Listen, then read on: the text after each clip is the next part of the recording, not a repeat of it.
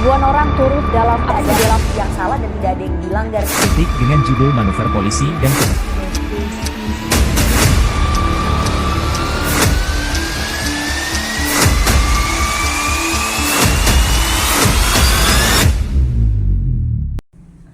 Assalamualaikum warahmatullahi wabarakatuh. Selamat datang dan terima kasih kepada Anda yang telah meluangkan waktunya untuk menonton video saya.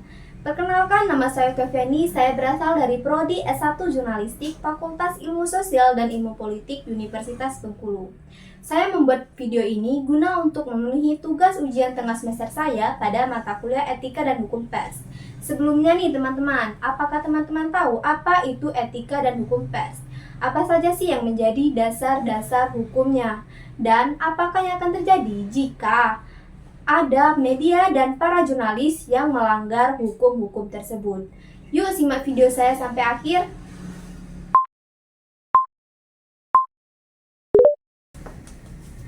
Etika dan hukum pers memiliki dua pengertian yang berbeda.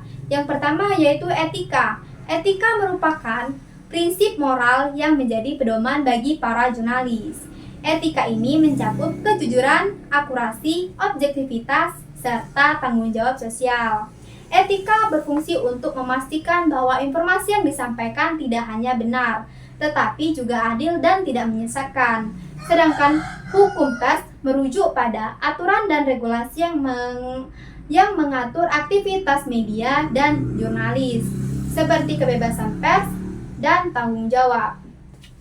Nah teman-teman, setelah kita membahas apa itu pengertian dari etika dan hukum pers itu tadi, selanjutnya kita akan membahas apa saja sih yang menjadi dasar-dasar hukum, etika, dan hukum pers itu tadi.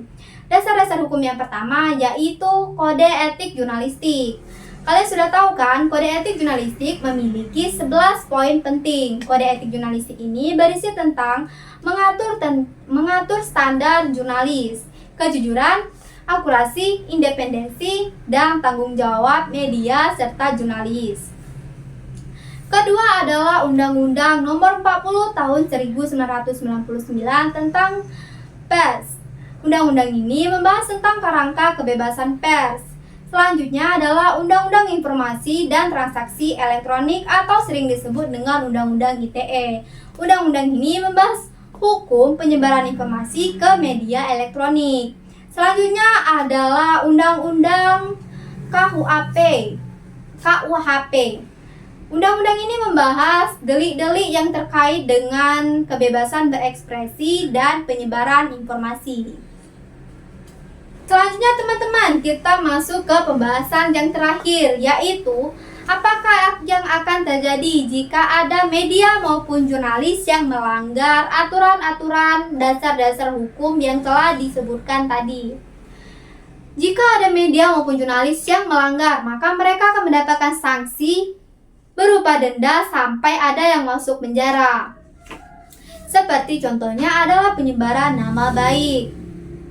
Kedua adalah media yang melanggar akan kehilangan reputasi mereka dan dicoret ataupun tidak mendapatkan izin beroperasi lagi. Ketiga adalah berdampak pada publik maupun masyarakat. Ini disebabkan karena penyebaran informasi yang tidak akurat, maka akan menyebabkan konflik pada masyarakat, dapat menyebabkan keributan maupun kesalahpahaman. Seperti contohnya yaitu penyebaran informasi yang tidak valid maupun penyebaran informasi palsu. Ini akan menyebabkan pelanggaran pada Undang-Undang ITE dan pelanggar ini akan mendapatkan sanksi dari dasar-dasar hukum yang terkandung dalam Undang-Undang ITE itu tadi.